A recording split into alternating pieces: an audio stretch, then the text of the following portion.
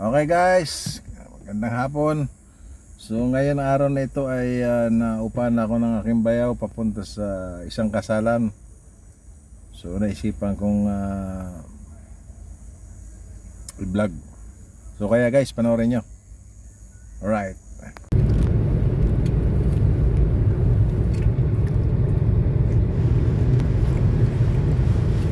Yun na nga ba, dito na nga kami sa SLEX on Super Highway. So papunta na kami ng Alabang.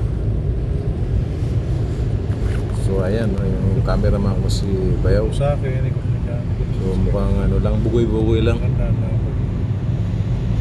Buti na yan sa walang camera. So hindi ako pwede mag-camera dahil nagmamaniho ako. Naku, pinicturean pa yung driver talaga. Nilimpugay yung driver. So yan guys, medyo paspas tayo dyan kasi baka mabutan tayo ng traffic.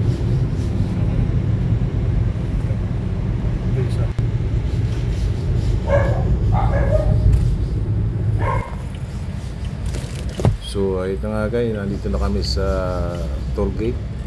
So magbabayad tayo. In 100 meters, stay to the left, then turn right. So medyo matagal yung pakera.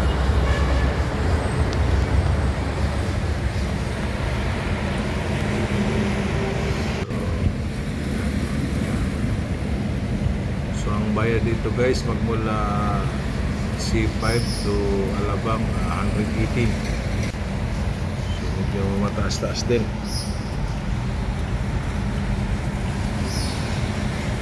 Napakabagal ng kahira guys.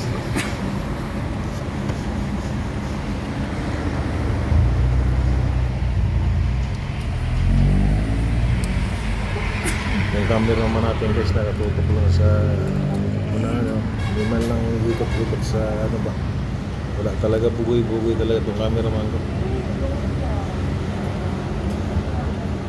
Ngayon guys, nagbabayad na tayo. So pag-exit natin dito guys na Alabang Philippines na tayo guys. Papunta tayo ng Danghari. So nandun ang simbahan.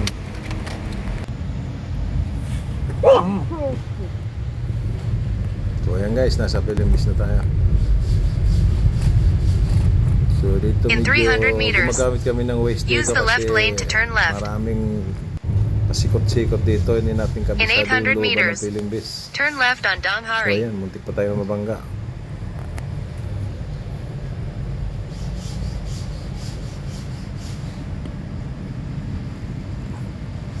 Ay, okay rin ang cameraman ko guys. So, pinapakita rin yung mga magagandang tanawin dito sa loob ng Philippines.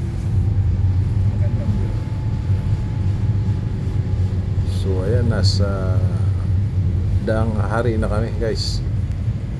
Ano yan, bilyar, ano yan, mga lupain ng mga bilyar.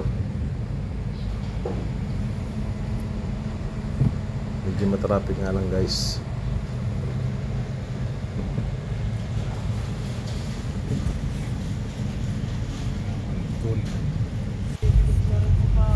Wala talaga itong camera mga kuha yan. Banat bahay. Gugoy talaga. Sabi ko yung lahat ng mga gandang makita kuhanan. Wala. Pinapakita lahat ng mga pangit guys. Oh.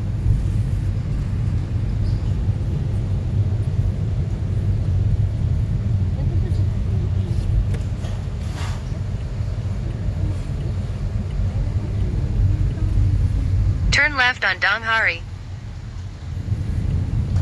Grabe yung lupain nito ni Bilyar guys. Sobrang laki. So, panoorin nyo guys. Kaya ipapakita ko yung simbahan dito. Napakalaki ng simbahan dito guys. Ayan, medyo bumulis na tayo dyan guys. Medyo nawala na yung traffic. Malapit tayo dyan guys.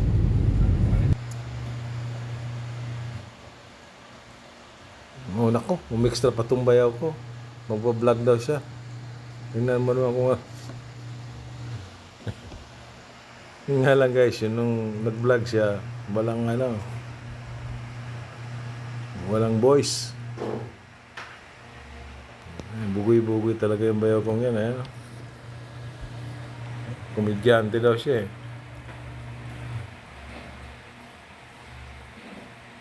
Ayan. Sayang guys, maganda sa yung mga sinasabi niya kaso lang nawalan ng voice eh.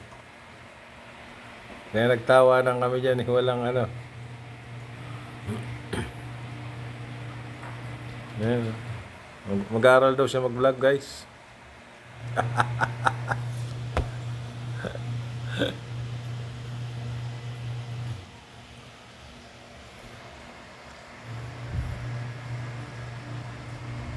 Siya ang umupa sa akin guys, bayaw.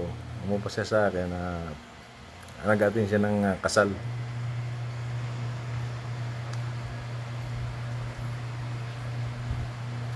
Kasama yung asawa niya, yung mga anak niya.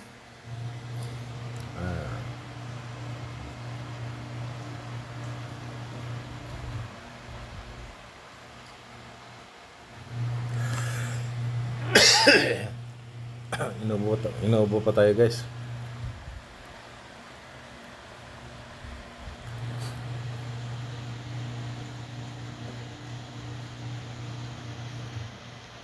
Ayan, kung ano pinagsasabi niya. Sayang guys yung mga sinasabi niya, hindi natin na-caption yung walang walang voice eh.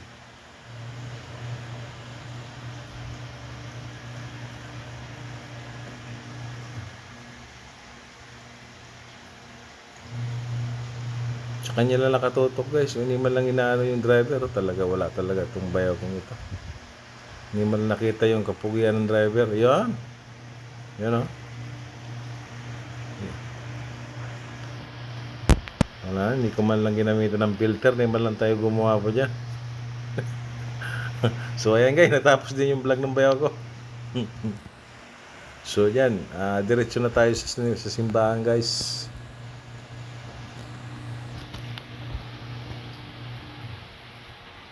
Mukhang yung biyahe namin guys nasa 2 hours. Hindi malayo.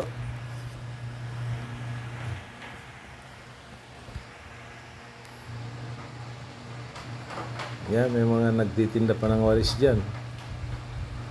So maganda talaga tong lugar na ito guys kasi ano to mga exclusive subdivision tong mga dinadaanan namin.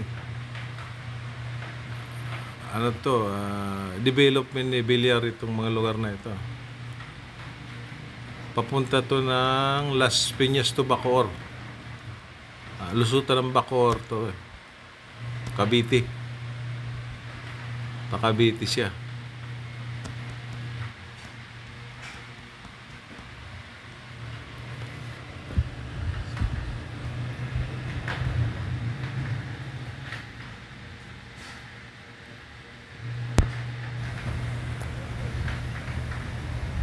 So, dito na tayo guys sa simbahan. So, ayan na nga guys, nakarating na kami sa pinunta namin. So, dito na kami sa venue ng simbahan. So, naglalakad-lakad muna yung driver. No? Mapo talaga yung driver. So, ayan, tingnan nyo guys, napakalaki yung simbahan na yan. Ayan, no? Napakaganda. Katali 2 times na ako nakaring ito guys eh. Ang guys, simbahan. Yung una yung kasama ko yung boss ko. Ito nyo, laki. Ito pangalawa naman itong bayuhan. Parking Ayan nila, guys, ayan. oh. Ang ganda simbahan. Na nandiyan na rin sa loob yung ano nila, yung kainan. Yung hindi nalalayo. Yung venue ng kainan ba.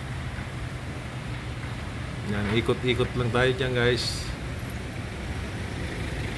So makikita nyo yung simbahan niya guys, napaka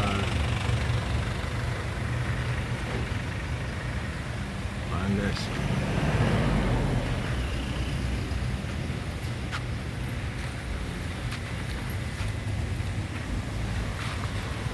Super ganda. Mga taga Bacoor dyan, karamihan dyan kinakasal. So yan, nanood pa tayo ng sagar ng mga ano yata yan, mga negro eh. Mga, siguro ito mga Nigerian yung mga yan. Nanood tayo muna kasi aga pa. Ayan guys, bumalik ulit tayo dito sa fountain ng simbahan. So ayan, nagpicture yung driver.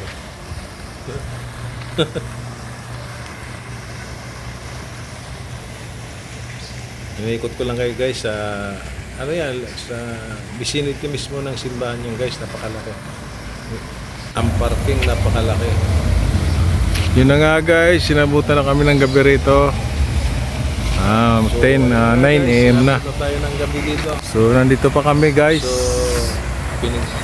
So eto na mo, napakaganda sa gabi guys. So, Ano yan guys? alright. 9 o'clock na yan. So, ayan guys.